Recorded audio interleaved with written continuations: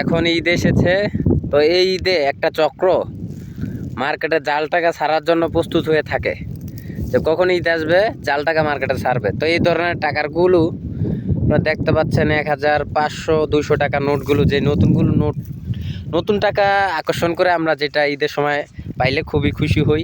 এই টাকাগুলো কিন্তু এই মূলত এই চক্ররা টার্গেট করে এই টাকাগুলো বানিয়ে রাখে। তারা ঈদ আসলে তাদের কিছু নারী কর্মী আছে, কিছু পুরুষ কর্মী আছে, তারা মার্কেটে মিশে যায়, আমাদের সাধারণ পাবলিকের মতো মিশে তারা এই টাকাগুলো মার্কেটে ছেড়ে দেওয়াতে কিছু মানুষ আছি আমরা সরল সোজা, আমরা টাকা সম্পর্কে তেমন একটা ধারণা থাকে না। টাকা আসল টাকা কোনটা, নকল টাকা কোনটা, তা আমরা বুঝতে পারি না। দেখতে পাচ্ছেন এই যে 100 টাকা, 200 টাকা যে জাল টাকাগুলো আছে, আর সচরাচর আমরা কিন্তু 500 টাকা, 1000 টাকা নিলে সেটা চেক দিয়ে নেই, কিন্তু 100-200 টাকা যেটা, ওইটা কিন্তু আমরা চেক দিয়ে নেই না। এই ঈদের সময়টাই কিন্তু 100-200 টাকাও তারা জাল বানিয়ে ফেলে এবং তারা মার্কেটে ছেড়ে দেয়। এই টাকাগুলো চেক দেওয়া হয় না 100-200 টাকা, সেজন্য এটা বেশিরভাগ টার্গেট করে 100-200 টাকা নোটগুলো।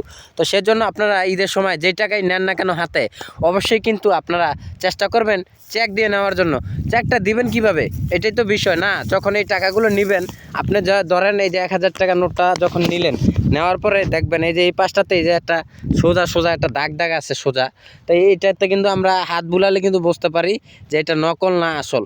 এখানে যেই এই 4-5টা সুতার মতো আছে টানা দেওয়া, তো প্রত্যেকটা নোটে কিন্তু এরকম দেওয়া থাকে। 100 টাকা নোটও কিন্তু এরকম দেওয়া আছে, দেখতে পাচ্ছেন এই যে 100 টাকার নোট। তো এই 100 টাকা নোটে কিন্তু এরকম দেওয়া আছে।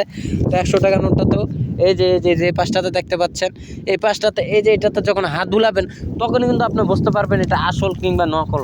এই এই পার্থক্যটা তখনই বুঝতে পারবেন। আরেকটা বিষয় হলো, যখন আপনি এটাকে মুঠি করে ধরবেন, টাকাটাকে মুঠি করে ধরার পরে দেখবেন টাকাটা কুঁচ খেয়ে আছে, এটা আর ছাড়তেছে না, তখন সে অবস্থা থাকলে তাও বুঝতে পারবেন আপনি যে এটা কাগজের টাকা, এটা আসলে বাস্তবের টাকা না।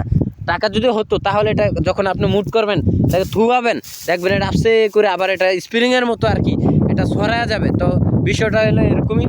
তো যাই হোক, ঈদের সময় সবাই সতর্কমূলকভাবে মার্কেট করেন, ঈদ করেন আনন্দের সহিত। কেউ প্রতারণার ফাঁদে পড়েন না, প্রতারণার শিকার হয়েন না, এটাই আশা করি। তো ভিডিওটা কেমন হলো, আর ভিডিওটা সতর্কমূলক ভিডিও তৈরি করেছি আপনাদের জন্য, যেমনই হোক না কেন আমি আশা করি আপনাদেরকে উপকারে আসবে।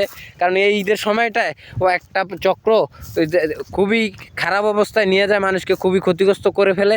এখানে আমি সামান্য কিছু টাকা দিয়ে বোঝানোর চেষ্টা করেছি, আপনার হাজার টাকা প্রতারণা করে ফেলে এই ঈদের সময়তে।